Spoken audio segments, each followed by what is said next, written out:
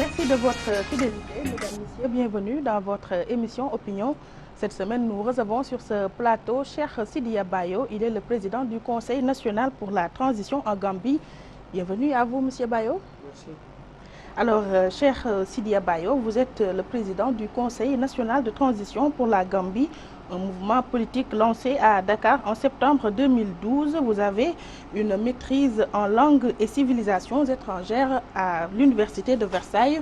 Le 2 juin 2015, vous avez eu à annoncer votre candidature indépendante pour la présidentielle de décembre 2016. Quand Ousseynou Dabo et Solo Sendeng quand Ousseynou Dabo a été arrêté et Solo Sendeng assassiné, vous avez retiré cette candidature. Vous a-t-on bien présenté? C'est exact. Tout d'abord, le nom de votre structure politique, la transition, prônée et incarnée aujourd'hui par Adama Barrow, est-ce un échec par rapport à votre ambition?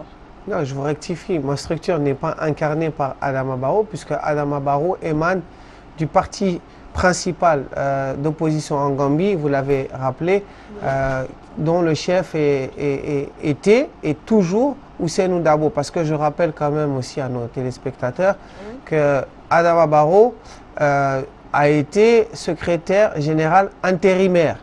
Il fallait trouver un candidat quand Dabo et ses 37 co-détenus ont été arrêtés, puisque Yaya Jammeh a décidé de procéder à des arrestations arbitraires, quand Solo Sendeng est sorti pour demander des réformes électorales en prélude des élections présidentielles, de décembre 2016 et des législatives qui vont arriver en avril 2017. Mais Adama Barrow, je le répète, n'incarne pas ma structure. N'est-ce pas, c'est vous le président du Conseil national de la transition pour la Gambie? Oui, j'ai créé le CNTG, mais je répète, Adama Barrow n'incarne pas le CNTG. Le CNTG est incarné par ma personne. Quand j'ai créé le CNTG, il y avait deux volets. Il y avait le volet politique et il y avait le volet militaire. Le volet militaire pour montrer les griffes à Yaya Jammeh quand il fallait le faire, pour le pousser vers la sortie. Et c'est exactement ce que la CEDEAO a réussi à faire. Il fallait peut-être une force sous-régionale pour arriver à bout de Yaya Jammeh, mais on a tenté depuis 2012. Ma foi, je pense que le travail Pourtant, Adama Barrow est la personne de la transition en Gambie. Non, Adama Barrow n'est pas la personne de la transition en Gambie. Il faut rappeler, encore une fois, aux téléspectateurs qu'Adama Barrow a été choisi suite à une convention nationale émanant d'une coalition de 7 partis politiques, dont une candidate indépendante qui est Dr Aïssatou Touré. Donc Adama Barrow aujourd'hui, pourquoi on parle de transition en Gambie? Je pense qu'en toute modestie, j'avais vu juste, parce qu'Adama Barrow a signé un accord avec cette coalition pour faire un mandat de 3 ans, mais la constitution gambienne stipule qu'Adama Barrow a gagné un mandat de 5 ans. Mais Adama Barrow aujourd'hui, et c'est vrai sur une phase de transition, parce que... Il promet de durer 3 ans. Non, il promet parce qu'il y a eu un accord avec la coalition. Et aujourd'hui, on parle de transition parce qu'on sait tous qu'Adama Barrow succède à un président qui a régné sur la Gambie d'une main de fer depuis 22 ans avec un régime militarisé. Donc ce n'était pas une démocratie, c'est pour ça qu'on parle de transition. Mais l'organe de transition politique qui est le CNTG que je préside a été créé à Dakar justement pour accompagner ce processus de transition, et aujourd'hui on y est. A-t-il sa raison d'être, cet organe? Bien sûr, plus que jamais, puisque vous l'avez rappelé vous-même, c'est une transition. Aujourd'hui, on fait face... Dirigé par Adama Barrow. Non, mais je crois qu'il faut arrêter soit vous tromper les téléspectateurs en disant que la transition est dirigée par Adama Barrow. N'est-ce pas celui qui a été élu? Oui, mais le 1er décembre. Oui, mais attention, parce que là, vous mélangez un petit peu tout. Adama Barrow, c'est le président de la 3e République. D'accord? Adama Barrow n'est pas le président d'un organe de transition. Non, attention. Oui, ça c'est sûr. Voilà. Mais, je vous le rappelle encore, Adama Barrow a été mis devant cette coalition pour gérer, d'accord, une coalition politique sur 3 ans. Mais il a un mandat de 5 ans. Mais il l'a dit lui-même récemment, si jamais au bout de 3 ans, on n'y arrive pas, à ce moment-là, on fera appel On va en parler au cours de l'émission. Au peuple, voilà, on fera appel au peuple pour voir est-ce qu'il est possible d'aller au bout du mandat constitutionnel. Oui. Finalement, Yaya Jammeh, l'homme qui a gouverné la Gambie durant 23 ans, est parti sans aucune goutte de sang versée. À votre niveau, au vu de la tension qui montait d'un cran la semaine dernière, était-ce l'issue à laquelle vous vous attendiez? Oui, parce que déjà, j'avais, encore une fois, en toute modestie, j'avais averti tout le monde il y a 5 ans. J'avais averti tout le monde il y a 5 ans que pour faire partir Yaya Jammeh, il fallait mettre sur la table l'option de la force. Il y a eu une élection en 2011 qui avait été boycottée par la CEDEAO.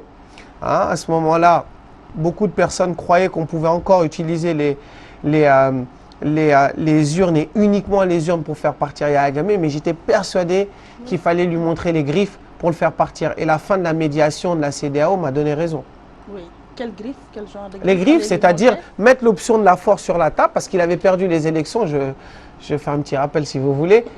Il a perdu les élections. Oui. Il a fait volte-face quelques jours après en ayant d'abord reconnu sa défaite. Et une fois que la CEDEAO a décidé de mettre ses forces à l'intérieur de la Gambie, il a fait marche arrière et il a accepté au final de partir. Donc il fallait lui montrer les griffes. D'aucuns s'offusquent de cette médiation dirigée par les présidents Condé et Abdelaziz. Trouvez-vous qu'ils ont accordé trop de faveurs à Yaya Jammeh?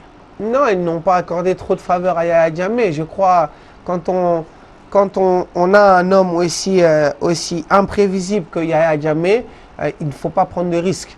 Aujourd'hui, tout le monde parle des biens mal acquis de Yaya Jammeh, de la fortune avec laquelle il aurait fui, des faveurs qu'on lui aurait données d'une manière abusive. Moi, je dis non. Je dis heureusement que Yaya Jammeh est parti, et vous l'avez rappelé, sans effusion de sang. Il est arrivé au pouvoir un 22 juillet 1994 sans effusion de sang et repart le 21 janvier 2017 sans effusion de sang. Pourquoi se plaindre? C'est une prouesse? C'est une prouesse pour moi historique et universelle dans les deux sens. Le peuple gambien a fait preuve de maturité en élisant Adama Barrow à la présidence de la République. Ça, c'était inattendu. Moi, le premier, je n'y croyais pas. Et par la suite, Yaya Jammeh a eu une attitude démocratique. Ça aussi, c'était quelque chose d'imprévisible. Et puis, il y a eu quelques maladresses de la coalition qui lui ont fait faire volte-face. Il a pris peur et il fallait, c'est vrai, peut-être une médiation accrue de la part de ses pairs. Des maladresses, par exemple? Des maladresses, des déclarations. Des déclarations, c'est pas bien méchant, mais vous savez, l'euphorie de faire tomber un régime aussi tyrannique que celui de Yaya Jammeh peut faire prendre certaines décisions de manière hâtive. Et c'est ce qui avait été fait par certains membres de la coalition. Vous parlez des menaces? C'est pas des menaces, c'était des mises en garde. C'était des mises en garde. Quand on parle de menaces, on ne peut pas parler de menaces quand on ne sait pas l'issue de ces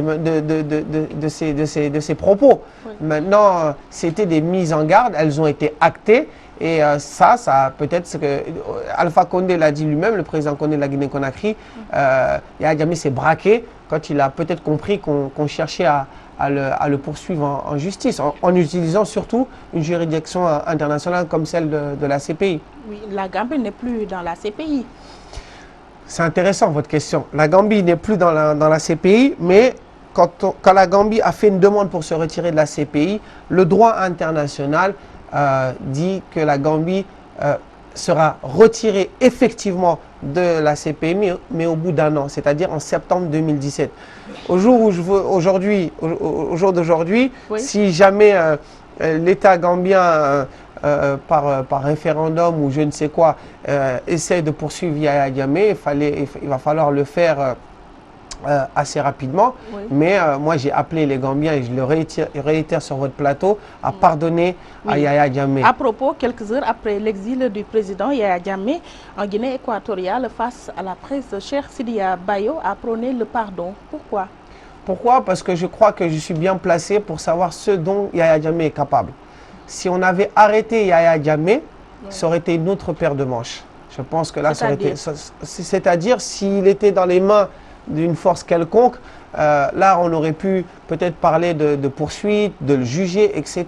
Mais on a décidé, et quand je dis on, je parle de ces pairs africains, c'est quand même 15 pays de la sous-région, ce n'est pas rien, oui.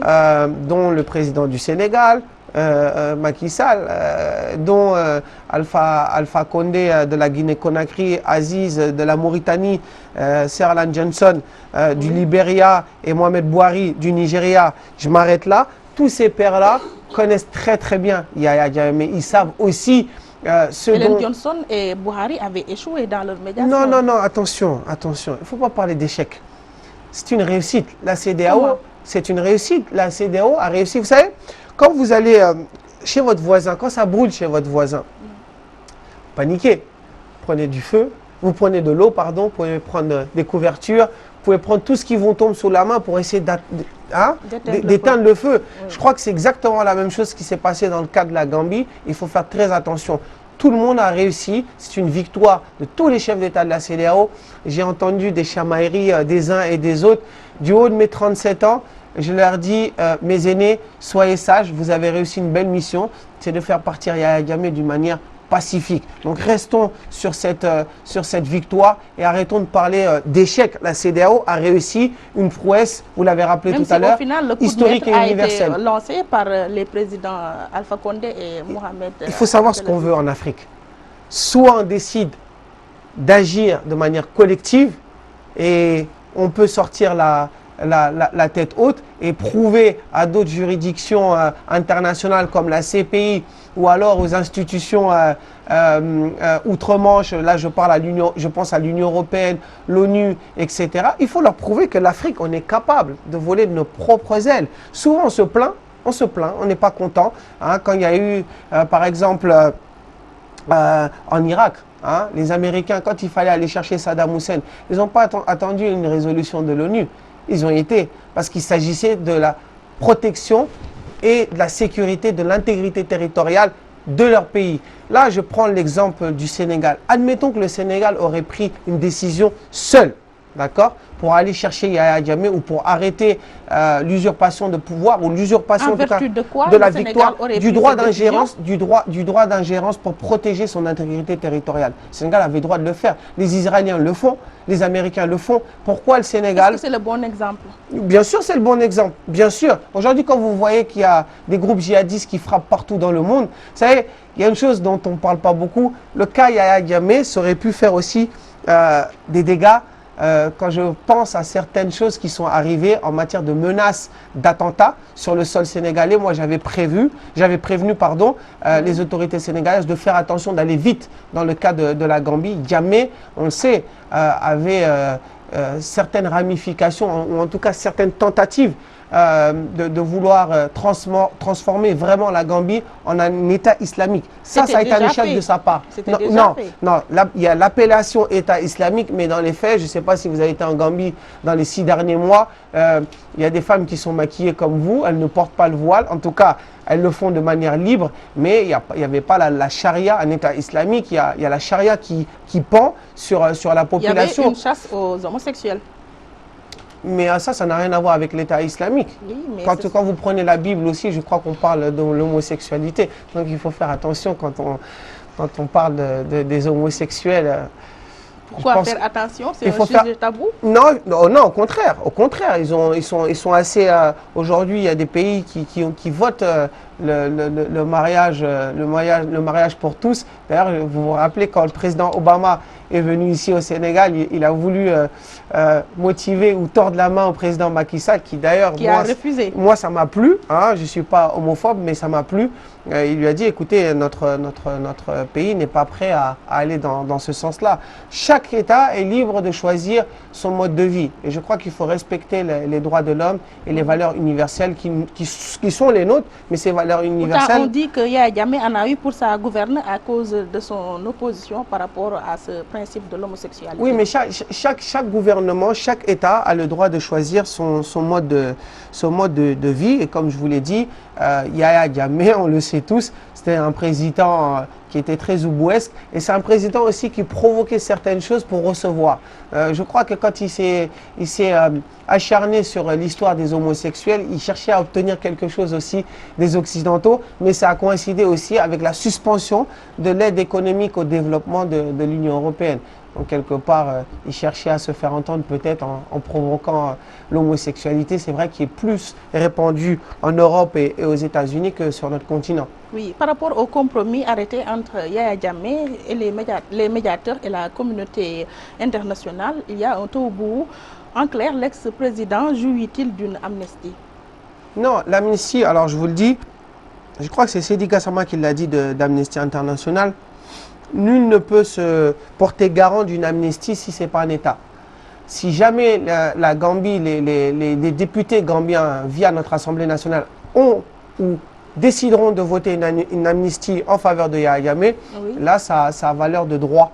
Mais pour l'instant, on ne peut pas... On parle souvent de ça sans vraiment maîtriser la juridiction internationale par rapport à ce fait-là. Ce n'est pas possible. Peut-être que ça a été dit pour le rassurer, pour lui dire pars. On verra avec le président Adama Barrow, on verra avec le gouvernement qui sera mis en place. Ah oui, c'était un jeu de cache-cache? Non, ce n'était pas un jeu de cache-cache, mais Yaya Jammeh, il fallait le caresser dans le sens du poil pour qu'il puisse accepter de partir. L'homme n'est pas compliqué. L'homme nous a prouvé par le passé qu'il est capable de faire certains compromis. Par exemple, pour le port de voile, s'agissant de l'État islamique qu'il avait mis en place, il avait fait volte-face. Il voulait que les femmes fonctionnaires portent le voile. Et sa femme, l'ex-première dame Zainab, lui a dit « Non, moi je ne porterai pas le voile. Donc pourquoi tu veux imposer le voile aux autres femmes du pays ?» L'asile politique offert par la Guinée équatoriale va-t-il dispenser de probables poursuites judiciaires à Yaya Jammeh? Ça, je suis incapable de vous le dire à l'heure où on se parle. Oui. Je me répète encore, Yaya Jammeh, pour l'instant, ne peut pas être la priorité des Gambiens. La priorité des Gambiens, c'est de consolider l'ère démocratique qui s'offre à la Gambie. Et cette ère démocratique a été votée par les Gambiens. Concentrons-nous déjà pour essayer de ressembler à ces pays qui ont une démocratie avérée sur le continent, comme le Sénégal, comme le Ghana, en Afrique subsaharienne. Et puis après, on verra le cas. Moi, j'ai dit qu'il faut pardonner à Yaya Jammeh, parce que si on ne pardonne pas à Yaya Jammeh, on pourrait avoir un MFDC 2 en Gambie. Et j'insiste bien sur ce fait-là. Vous savez, quand il y a eu les médiations, on parlait de mercenaires venant du Libéria, de Sierra Leone. On a même dit que Yaya Jammeh avait appelé des groupuscules terroristes de la Libye, de la Syrie. Ce n'est pas des supputations. Yaya Jammeh est capable de faire pire que ça. On connaît l'homme. Donc il faut faire très attention. Ça fait froid dans le dos quand on entend ça. Il faut se concentrer sur l'essentiel. Il y a eu une attitude démocratique des Gambiens. Lui-même, d'ailleurs, a tenté d'imiter cette attitude. Après, il a eu peur. Hein. C'est pour ça qu'il y a eu tout ce bordel, entre guillemets. Mais Yaya Jammeh, c'est du passé. Il faut le canaliser dans un coin de notre continent qui est la Guinée équatoriale et se concentrer sur l'avenir de la jeunesse gambienne qui a grandi avec Yaya Jammeh. Yaya Jammeh laisse derrière lui aussi une jeunesse gambienne. Il a créé une université. Il y a 2 ou 3 ans, la nationalité africaine la plus diplômée aux États-Unis, c'était les Gambiens. Ça, c'est un héritage positif de Yaya Jammeh. Il faut lui reconnaître cela. Oui. Et je crois que tout ce qu'il a fait n'est pas mauvais. Le problème, c'était la gouvernance, la mauvaise gouvernance. Et quand je parle de mauvaise gouvernance, je parlais d'une violation constante des droits de l'homme en Gambie et j'en passe d'autres. Le président Adama Barrow, face à nos confrères du groupe Futur Média, a fait savoir que les caisses de l'État en Gambie sont vides, ce qui nous rappelle la déclaration du régime de Macky Sall, arrivé au pouvoir en 2012, en faisant le parallélisme des formes. Peut-on s'attendre à un créibus en Gambie? Son porte-parole, Halifa Sallah, a déclaré le contraire. Oui. Donc il faudrait savoir ce qui se passe. Bien avant, son conseiller, Maître Amat Fati, oui, avait déclaré qu'il n'y avait plus rien en Gambie et qu'une grosse somme d'argent a été emportée par le président Yaya Jammeh. On verra.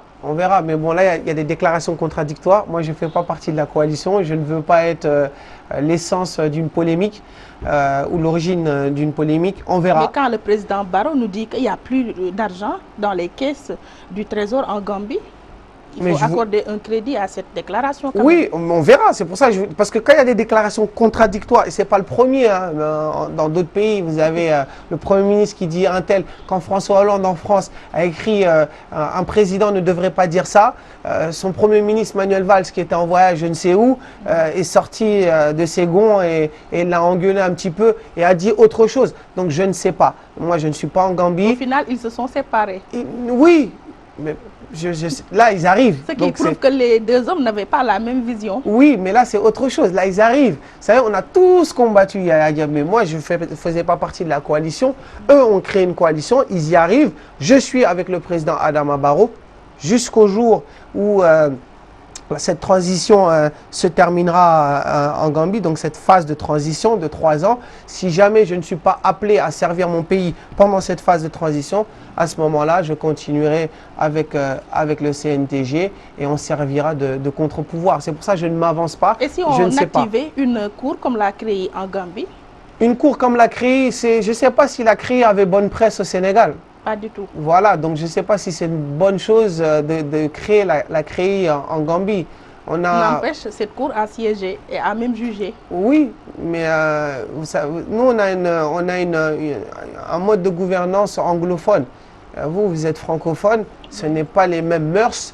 Et je pense qu'en Gambie, on a autre chose à mettre en place. On a une urgence de réforme institutionnelle d'abord avant de penser à mettre en place les jalons d'une cour comme la CREI. Ce faisant, au cas où le président Adama Barrow cloune le président Macky Sall, Cheikh Sidia Bayo, sera-t-il en phase avec lui?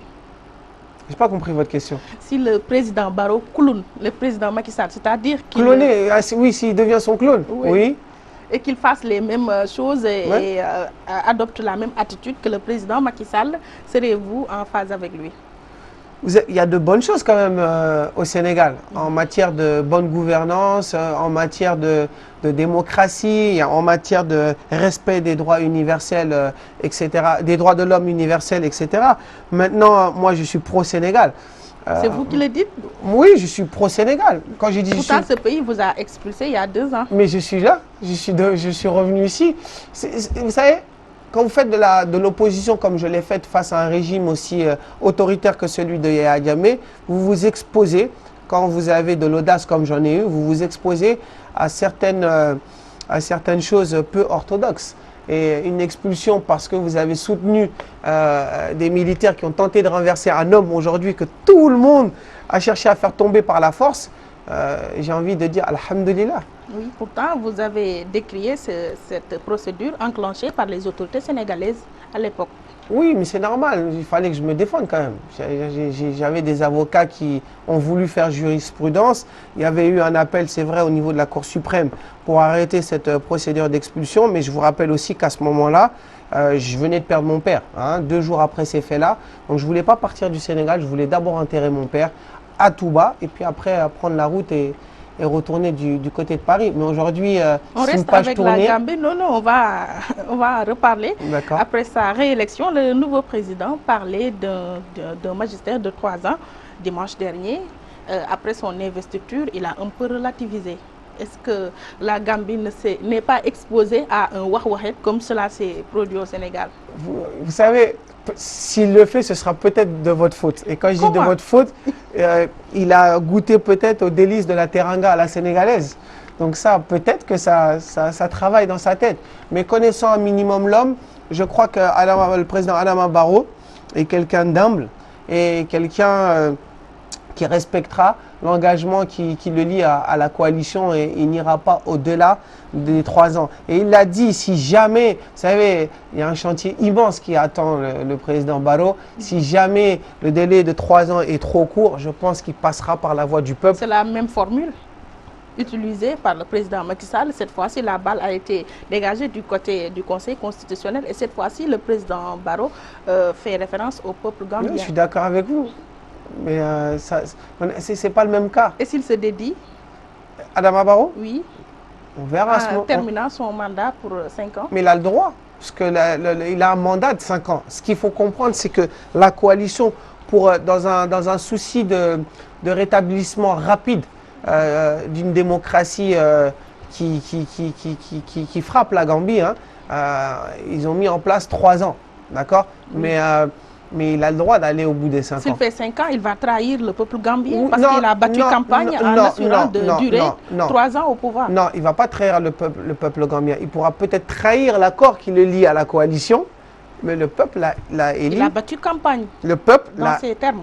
Oui, mais le peuple l'a élu. Vous savez, ou alors il faudra abroger la constitution de 97 de Yahya Jammeh. Parce que ça reste la constitution de 97 de Yahya Jammeh. Bien sûr qu'il le savait, mais il savait aussi qu'il allait abroger cette constitution, puisque cette constitution était favorable à asseoir, à consolider toute la dictature, ou en tout cas le mode de gouvernance du régime de Yahya Jammeh. Donc si on arrive en décriant ce que Yahya Jammeh a fait, on veut utiliser une partie de cette constitution parce qu'elle nous avantage, moi je dis non. Donc on verra s'il acceptera d'abroger cette constitution et surtout d'enlever ce chapitre-là qui lui donne le droit d'aller au bout des 5 ans. Donc à ce moment-là, il faudra mettre 3 ans, mais il faudra alors mettre une constitution de manière éphémère ou ponctuelle et au bout des 3 ans, avancer et rédiger une nouvelle constitution. 3 ans, est-ce que cela suffit pour faire une bonne transition? Oui et non. Je ne suis pas à la place du président Barrow. Je ne sais pas aussi que va nous donner la commission de réconciliation nationale qui va être mise en place bientôt. Oui. C'est une commission, comme vous le voyez, dans beaucoup de pays où il y a eu des régimes comme celui de Jammeh. Oui. Ça va être une commission aussi de vérité. On va savoir avec nos juristes, avec des experts internationaux aussi qui ont l'habitude de ce type... Dans les cas de figure que l'on connaît, c'était en Afrique du Sud et en Côte d'Ivoire récemment. Voilà. Très bien. Alors là, vous avez donné 2 exemples qui me plaisent beaucoup. Tout à l'heure, je vous ai parlé de pardonner Yahya Jammeh. Oui. Mandela, quand il est sorti de ses 27 ans de prison à Robben Island, il a demandé aux Noirs de pardonner les Bourses, qui était le peuple blanc qui avait persécuté, qui avait fait procéder à des assassinats extrajudiciaires, des tortures, des séquestrations, des disparitions forcées, etc., etc. Un peu ce qui s'est passé en Gambie, mais pour moi, et je pense que vous serez d'accord avec moi, en Afrique du Sud, c'était à un autre niveau.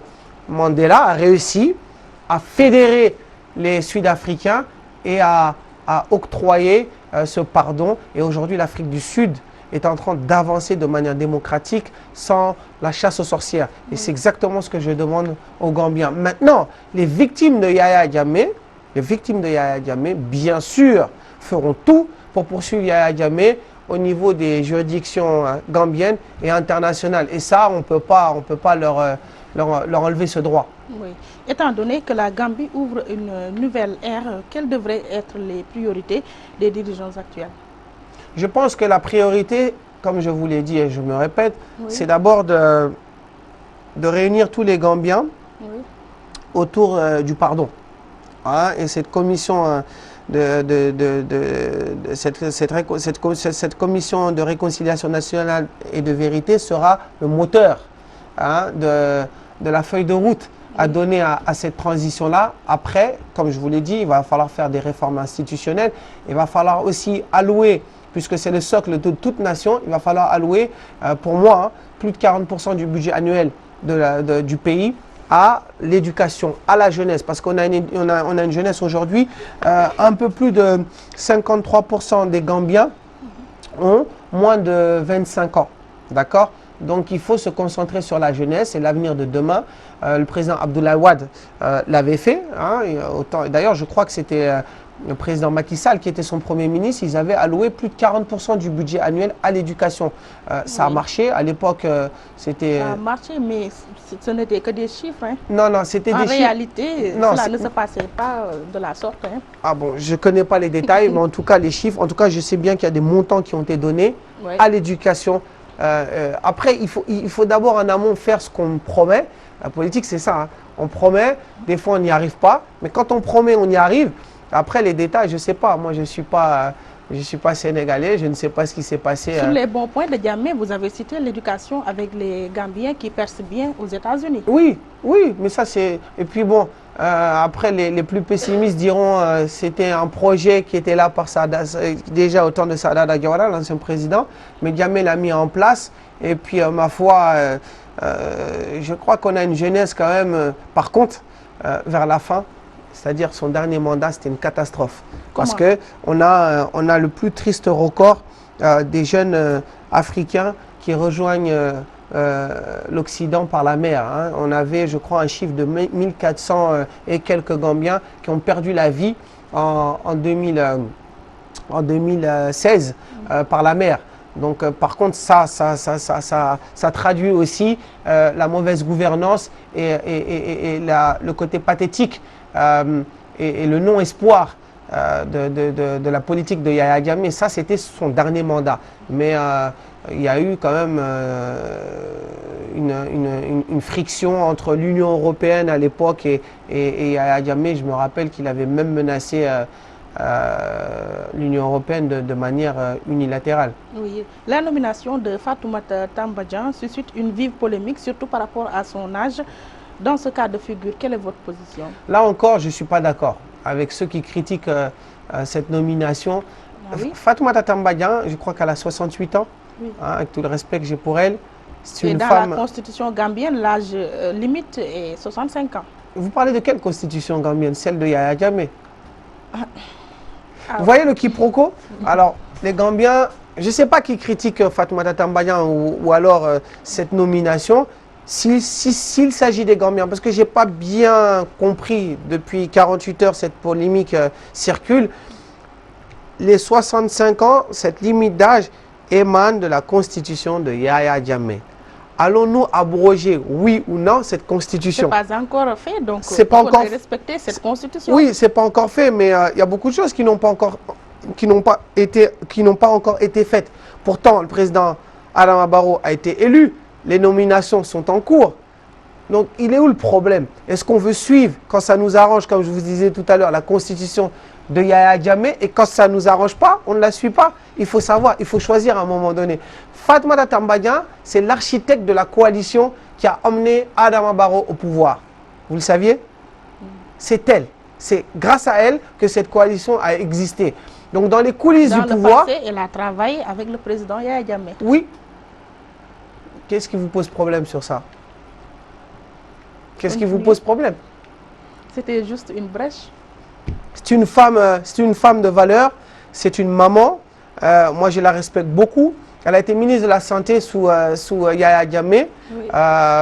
Puis elle a travaillé aussi aux Nations Unies. Oui. C'est une femme de valeur, c'est une femme d'État. Et d'ailleurs, dans cette coalition, c'est la seule femme qui a une fonction étatique. Donc, ils avaient besoin d'elle. Mais ce n'est pas parce qu'ils avaient besoin d'elle, parce qu'il y a beaucoup d'hommes d'État en Gambie. Il y a des gens aussi qui ont travaillé avec Yahya Jammeh qui sont là-bas. Mais c'est elle qui s'est levée, d'accord, et partie chercher tous les leaders politiques et leur ont dit, cette fois-ci, on n'a pas le droit de décevoir les Gambiens. Oui. Faisons la coalition et nous allons battre Yahya Jammeh par les urnes. Au début, personne n'y croyait. Elle y croyait, elle a réussi. Bravo. Si je vous comprends, donc, elle doit avoir sa part du gâteau. Non, c'est pas elle doit avoir sa part de gâteau. Ça, c'est les discours de rue. Elle doit avoir sa part de gâteau. Non, elle mérite de diriger cette coalition comme Adama Barrow a été élu. Elle mérite d'être une des leaders. Le leadership doit lui revenir parce qu'elle a été en amont et en aval à la base de cette coalition. Elle doit être la vice-présidente. Non, elle aurait pu être. La logique, elle aurait pu bénéficier d'un portefeuille ministériel beaucoup plus fort. Aussi, vice-présidente, ok, mais elle aurait pu être ministre des Affaires étrangères, ministre de l'Intérieur, ministre de la Défense, etc. Vice-présidente, n'est-ce pas? C'est comme le Premier ministre. Oui, bien sûr, mais elle le mérite. La déjaméisation qui consiste à renoncer à l'État islamique, le retrait des billets d'Al-Assis sur lequel reposent les effigies du président Jammeh, c'est un processus que l'on doit effectuer à long, à court ou au moyen terme. Ça, c'est des détails de nos institutions, en tout cas des caractéristiques du régime de Yahya Jammeh auxquelles je pense. Vous savez, vous l'avez dit tout à l'heure, on va avoir une phase de transition de 3 ans. Peut-être que le président Barrow aura le temps d'enlever ces caractéristiques de la tyrannie de Yahya Jammeh, parce que mettre sa photo sur un billet national veut dire beaucoup de choses. Il comptait, ça je l'avais dit à Dakar en octobre 2014, Yahya Jammeh voulait instaurer un royaume. Voilà pourquoi aussi il a mis sa photo sur la monnaie. Et voilà aussi pourquoi en décembre 2014, l'armée avait tenté de le renverser.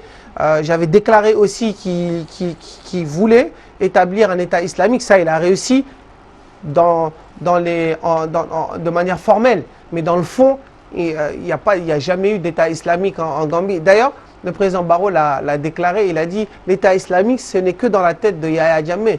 Maintenant, les priorités ne sont pas là. Les priorités, comme je vous l'ai dit tout à l'heure, c'est de redonner confiance aux Gambiens, c'est d'asseoir une démocratie, c'est aussi de rétablir une diplomatie, entre guillemets, beaucoup plus pragmatique et diplomatique. Hein. Mais je crois aussi qu'il est important de rétablir toutes nos bonnes relations de manière multilatérale avec nos partenaires habituels, parce que je vous ai parlé tout à l'heure de l'Union européenne qui avait suspendu son aide à la Gambie, de nous remettre dans le Commonwealth, parce que le Commonwealth, aujourd'hui, on parle quand même encore l'anglais en Gambie. Il avait essayé d'arabiser nos écoles. Voilà cette monnaie sur laquelle il y a la photo du président Jammeh. Oui, mais Jammeh c'était un président charlatan et obouesque. Et il a dirigé la Gambie de manière ancestrale. Hein? Même Samori Touré de la Guinée-Conakry ne réfléchissait pas comme Yahya Jammeh. Maintenant, Jammeh est parti, mais comme je vous ai dit... C'est la parole de l'opposant. Non, c'est pas la parole. Franchement, aujourd'hui, s'il y a bien un opposant qui est soft par rapport à Jammeh, c'est bien moi. Mais vous savez pourquoi? Vous voulez que je vous dise la vérité? Je suis d'une génération qui doit réussir en Gambie. Je suis d'une génération qui doit faire de la Gambie, parce que le président Adama Barrow est jeune aussi, hein, il a à peine la cinquantaine. C'est un quinquagénaire, il a encore de belles années devant lui. Mais après le président Barrow, il y a les quadragénaires. Et après, il y a ma génération, hein, les trentenaires presque quadragénaires. On a un devoir moral d'apaiser la situation et de ne pas mettre... C'est pour baliser le chemin. Baliser, je ne sais pas si on peut... Par rapport à mes ambitions, moi, personnelles, non. Moi, j'aime beaucoup mon pays et je ne fais pas de la politique pour mes ambitions personnelles. J'ai d'abord fait de la résistance politique, puisque on n'a pas fait de politique en Gambie. Hein. Moi, ça fait 11 ans que je suis engagé. D'autres, ça fait 15, 20 ans. Personne n'a fait de la politique face à Yahya Jammeh. On a tenté d'exister politiquement, mais on a plus fait de la résistance contre une dictature qu'autre chose. Lors de l'investiture de Adama Barrow, votre présence à la cérémonie a été très remarquée. Peut-on y voir, si je me permets, coucou, j'existe? Non, moi j'existais avant Adama Barrow. Oui. Vous êtes d'accord avec moi ou pas? J'existais bien avant lui. Oui. Adama Barrow était dans l'ombre jusqu'en octobre 2016, jusqu'à octobre 2016, il était dans l'ombre. Oui. Je rappelle aux téléspectateurs qui est Adama Barrow. Adama Barrow était le trésorier adjoint du parti principal de l'opposition gambienne. Ça, c'est connu de tous. D'accord? Oui, il était dans le parti de Ousseynou Dabo. Exactement, mais c'était quelqu'un de très effacé. D'accord, de très calme, très gentil, quelqu'un de très serviable. Et quand Dabo a été arrêté, on l'a porté candidat du parti et il a été investi à la Convention nationale. Mais je ne suis pas allé à l'investiture d'Adama Barrow. Je suis allé à l'investiture d'Adama Barrow, qu'on se comprenne bien, en tant que Gambien d'abord. J'ai mené un combat avec des croyances. Il a été choisi, pour moi, hein, le cas d'Adama Barrow, c'est une volonté divine. Hein. Je reste musulman, un fervent croyant et pratiquant. Je suis persuadé que le cas Adama Barrow et l'opportunité d'avoir le président Barrow comme président... C'était l'homme de la situation. C'était l'homme de la situation dans la mesure où c'est quelqu'un qui... je ne pense pas que ce soit un assoiffé du pouvoir. Je ne pense pas que c'est quelqu'un qui veut absolument prendre le pouvoir pour le garder, un peu comme Yahya Jammeh l'a fait. Le président Wade l'avait dit au Sénégal en 2000. Oui, mais le président Wade est loin d'être le président Barrow. Quand on reprend le parcours... alors, je vais vous dire autre chose. Le président, parce que j'ai lu Une vie pour l'Afrique du président Abdoulaye Wade. Oui. Il a dit, quand il est parti voir Senghor, à l'époque, le président Senghor, il n'y avait pas de multipartisme au Sénégal. Il a dit au président Senghor, je veux créer un parti d'opposition, de contribution. Vous voyez? Et comment l'a appelé Senghor? Lai Ndiombor, je crois. Voilà. Vous voyez? Donc le lapin, c'est un animal très rusé. Maintenant, je ne dis pas qu'Adama Barrow n'est pas aussi rusé que Abdoulaye Wade, mais c'est incomparable. Là, vous prenez un dinosaure de la politique africaine. Et là, je ne suis pas en train de faire les éloges du président Abdoulaye Wade, mais dans toute chose, il y a quand même des catégories. Et le président Abdoulaye Wade est un poids lourd de la politique africaine. Adama Barrow est un peu novice quand même dans l'arène politique africaine. Je Comme parle même pas en l'était Gambie. Jammeh en 94. Oui, bien sûr, bien sûr, bien sûr. Mais ce n'est pas parce qu'on est novice qu'on ne peut pas réussir des paris qui l'attendent. Nous, on est là aussi pour lui. Moi, je l'aiderai si je peux. D'autres aussi, il y a une matière grise en Gambie quand même qui est importante, que ce soit à l'intérieur du pays. Même des gens qui ont servi à Jammeh, parce que j'ai entendu dire par contre. Oui, pour le cas du président Barrow, tout de même, l'appétit vient en mangeant. Oui, l'appétit vient en mangeant, mais déjà, il ne faut pas voir le problème sous cet angle. Et vous, les journalistes, vous poussez aussi les politiques à rester au pouvoir. Parce qu'en parlant comme ça, vous lui mettez des disquettes dans la tête pour qu'il reste peut-être... Avec l'expérience, on est obligé de parler comme ça. Oui, mais... Parce qu'il y a tant d'exemples à citer. Aidez-nous en Gambie. Aidez-nous en Gambie. Ne lui faites pas trop goûter les délices du pouvoir. Je vous l'ai dit tout à l'heure. Je ne sais pas ce qui lui est arrivé au Sénégal. Tout ce que je sais, c'est qu'à chaque fois, je l'ai vu en public, il était gai, il était content d'être au Sénégal. Lui aimait le Sénégal bien avant qu'il soit même investi candidat de la coalition. Mais comme beaucoup de Gambiens, moi le premier, il y a beaucoup de choses qu'on aime et qu'on partage d'ailleurs avec le Sénégal. Vous savez, on parle les mêmes langues vernaculaires, c'est les mêmes couches socio-ethniques. Donc le Sénégal, c'est la Gambie c'est le Sénégal. C'est normal que le président Adama Barrow... Il vous demande de travailler avec lui? Mais ça, je l'ai dit plusieurs fois, je suis au service de mon pays. Avec Yahya Jammeh, les conditions n'étaient pas réunies pour pouvoir aller travailler avec Yahya Jammeh. C'était impensable. Adama Barrow se présente comme un démocrate révolu. Bien entendu que si besoin y a, j'irai servir mon pays sous la présidence d'Adama Barrow. Mais ça, je crois que c'est un secret de polichinelle, ça. Cher Sidya Bayo, dans quelles conditions êtes-vous revenu au Sénégal, pays qui vous a expulsé vers la France il y a à peu près 2 ans? Quand Yahya Jammeh a perdu la présidentielle, j'ai moi-même fait une demande écrite aux autorités sénégalaises pour pouvoir revenir au Sénégal. La demande a été accordée 48 heures après. Ok, d'accord. Tout simplement. Depuis Paris, vous avez eu à manifester votre soutien à l'endroit de Karim Wade. C'était pour contrarier Macky Sall. Vous allez loin là. Ou bien une profession de bonne foi à l'endroit de Wade fils. Pareil, on est dans la politique. Moi, Karim Wade est quasiment de ma génération. Je crois qu'on a 3 ou 4 ans de différence. J'ai toujours estimé qu'il subissait une injustice. Je ne dis pas dans la forme, mais dans le fond, il était le seul, et là j'assume encore ma position, il était le seul à répondre de ces actes, de ces biens mal acquis. Il n'était pas le seul qui a servi de cet enrichissement illicite, vous voulez parler? Oui, je parle de l'enrichissement illicite, mais il était le seul à répondre de ces biens mal acquis, pardon, oui.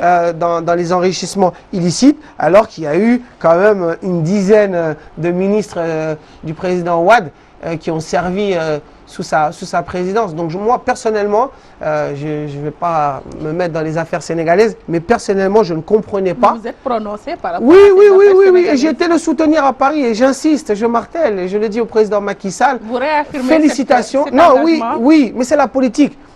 C'est la politique, et je félicite le président Macky Sall d'avoir libéré le détenu Karim Wade. Je le félicite parce que ça aurait été dans un autre pays, il aurait peut-être attendu, avec tous les bruits de couloir qu'on entendait, il aurait peut-être attendu d'arriver à la fin de son premier mandat et de libérer Karim Wade. Mais non, il a eu une décision sage, il l'a libéré après... Est-ce qu'il n'était pas contraint de le faire, médiations. Puisqu'il y avait un avis du groupe de travail des Nations Unies? Oui, non, mais connaissant le président Macky Sall, ça reste quand même un responsable étatique hors pair. Et je ne pense pas... Dans quel sens? Dans le bon ou le mauvais sens? Dans le bon sens, dans la mesure, là on parle du cas Karim Wade, mais si on revient à la Gambie, plusieurs fois, Yahya Jammeh a provoqué le président Macky Sall, et avant Macky Sall, Abdoulaye Wade, et avant Abdoulaye Wade, Abdou Diouf. Mais à ce moment-là, c'était au président Macky Sall de prendre une décision, soit de suivre Yahya Jammeh dans sa provocation et de rentrer en confrontation avec lui. Et là, je pense à la fermeture des frontières, à la grève des transporteurs sénégalais, etc. Tout ça, il lui a montré que je suis d'un autre niveau d'éducation politique par rapport à toi. Et moi, me concentre sur mon pays et sur ma gouvernance et on verra ce qu'il adviendra plus tard. Et même là, quand tout le monde s'est acharné sur Yahya Jammeh, rappelez-vous de la phrase de Macky Sall qui a dit « Il faut respecter le président Yahya Jammeh ». Vous vous rappelez de cette phrase-là? Pourquoi il avait dit ça? Ça, c'est une preuve de sagesse et de considération par rapport à son monologue, à son homologue frontalier qui était Yahya Jammeh. Donc quand on est voisin, il faut toujours faire attention à son voisin, même quand il est un peu farfelu comme l'avait été Yahya Jammeh à ce moment-là. Après le départ de Yahya Jammeh, qu'est-ce que vous espérez dans les relations entre le Sénégal et la Gambie? De bonnes relations, et je crois qu'elles sont déjà entamées. Le fait que le Sénégal, par la voie de la CEDEAO, accepte que le président Barrow vienne ici au Sénégal en attente de retourner en Gambie, ça déjà c'est un bon signe. Et puis je pense que derrière, il va falloir accentuer certaines coopérations bilatérales. Et là, je pense à la coopération militaire. Hein, et je crois qu'il faut, il faut aller plus loin dans notre coopération militaire. On va avoir besoin du Sénégal pour établir l'ordre et réformer aussi l'armée gambienne. Et il va falloir aussi, je crois que les peuples sénégambiens n'ont jamais eu de problème, mais c'est les États. Il y a eu beaucoup de frictions avec la Confédération sénégambienne, avec les différents chefs d'État de part et d'autre. Mais je crois qu'aujourd'hui, une démocratie arrive en Gambie, mais on va avoir besoin aussi du Sénégal. Et ça, je pense que par les liens ancestraux, ça va se faire de manière naturelle. Et si le réveil devient brutal pour les Gambiens? C'est-à-dire? Comme il y a beaucoup d'espoir. Et si s'ensuit la désillusion? Moi, je dis au président Barrow de rester serein. Les défis qu'il attend sont énormes, mais il n'est pas seul. Hein, il a une équipe gouvernementale qu'il est en train de former. Je crois qu'il y aura 21 ministères qui vont être alloués à des gens très compétents. Comme je vous l'ai dit tout à l'heure, on a quand même des Gambiens qui ont servi dans les plus grandes institutions internationales. Je vous le rappelle, Fatou Bensouda, qui est la procureure de la CPI, est gambienne, et l'ex-ministre de la Justice de Yahya Jammeh, pour ne citer qu'elle. Nous avons quand même des hommes et des femmes qui sont capables aujourd'hui de relever le défi qui nous attend demain. Le PDG du groupe Walfadjri, Sidi Lamine Niasse, parle d'un deal international dans le compromis qui a été trouvé entre le président Jammeh et Adama Barrow. Adhérez-vous à cette analyse? Je joue à domicile, je suis chez Walf, je ne ferai pas de commentaires. Pourquoi? Non. À Walf aussi, il y a la démocratie. Oui, mais je ne ferai pas de commentaires. La liberté d'expression. Je vous ai répondu en plus tout à l'heure. Je pense que c'est un travail collectif, que c'est une victoire collective. Maintenant, comme vous l'avez dit, on a une démocratie. Si vous voulez, j'amorce un petit peu mon idée par rapport à cela. Oui. Je pense que chacun est libre de penser comment cette médiation a pu arriver à bout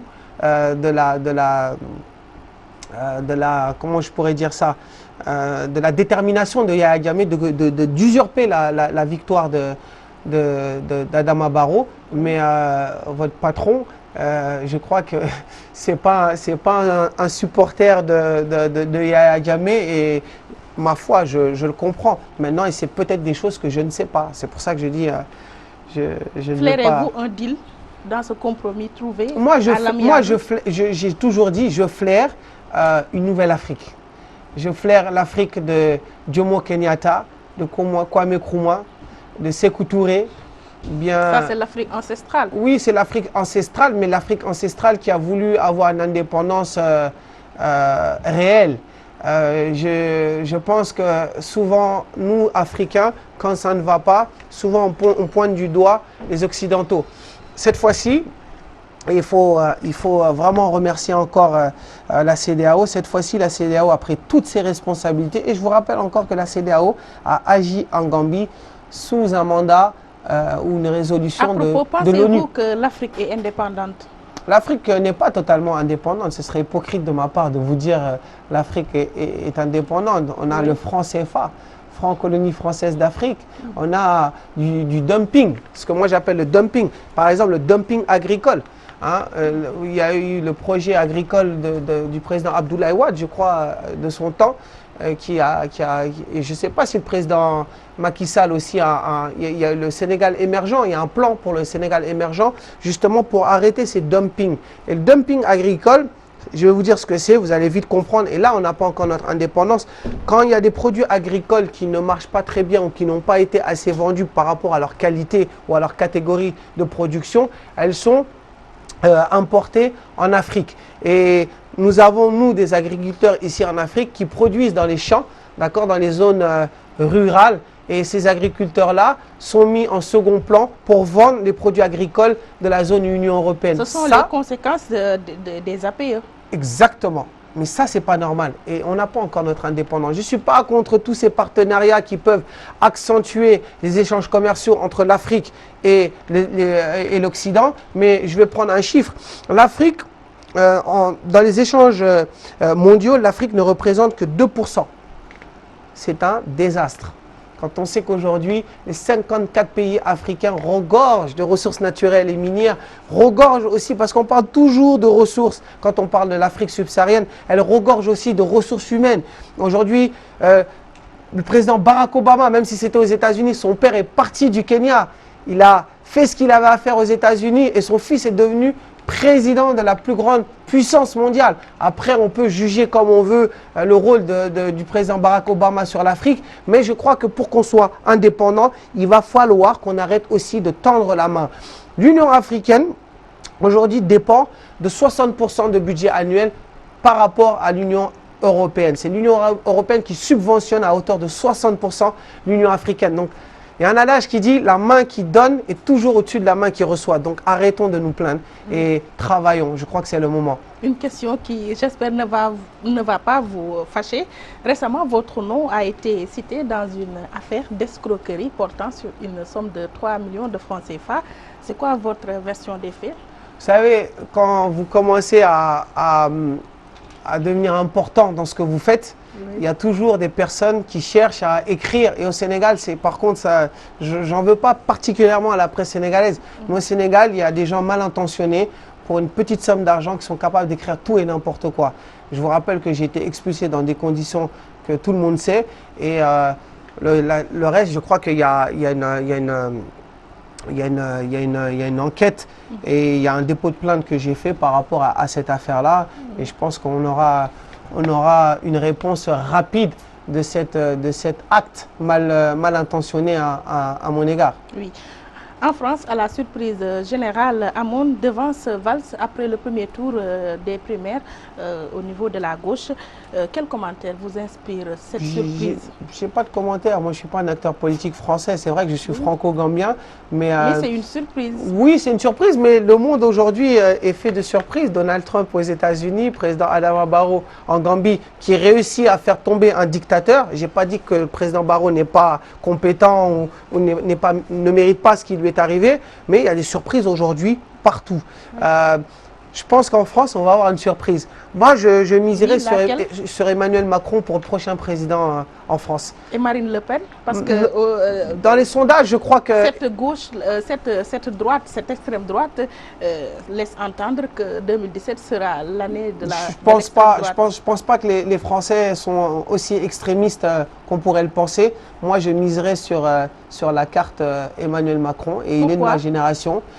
Parce que c'est quelqu'un de très brillant. C'est quelqu'un... Il vous convainc?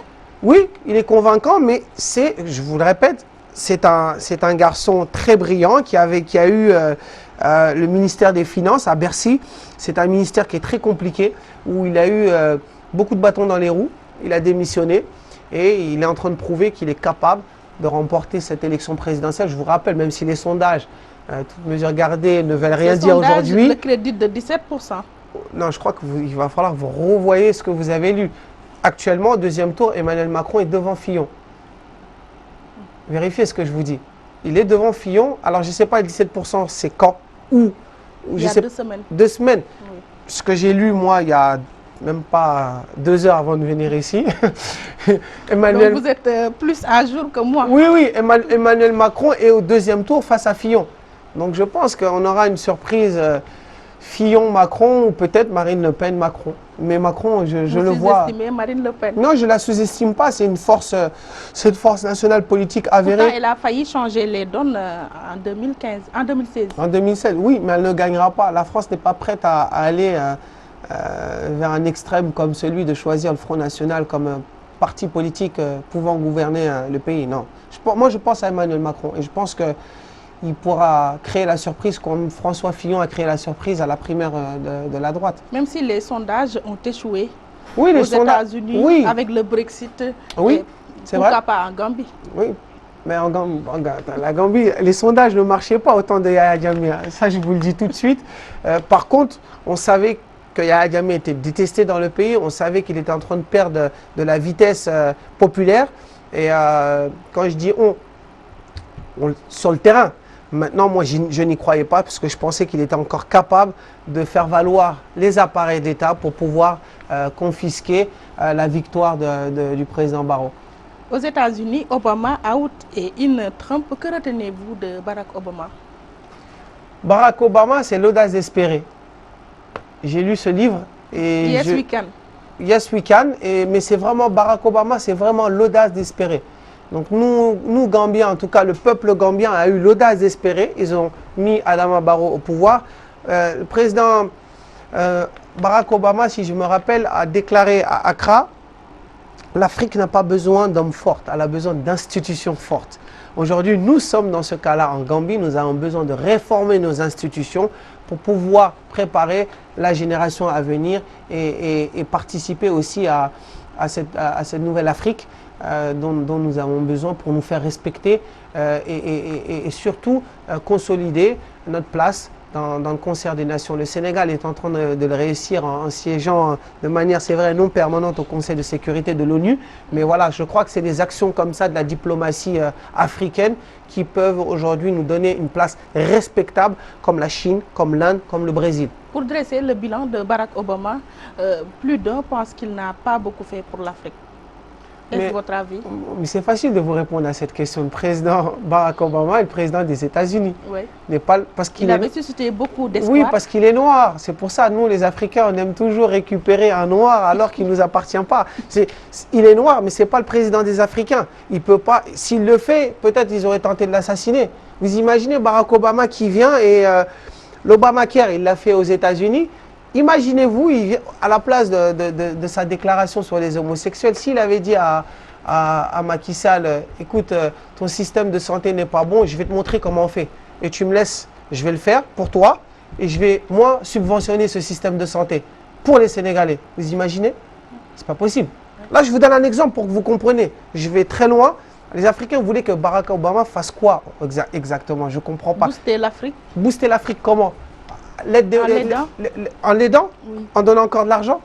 Pourquoi on attend qu'on nous donne toujours de l'argent? C'est le cas, comme d'habitude. Non, je vous pose une question. Pourquoi on attend qu'on nous donne toujours de l'argent? Pourquoi ne fabriquons pas, nous, des industries? En Afrique, on n'a pas d'industrie.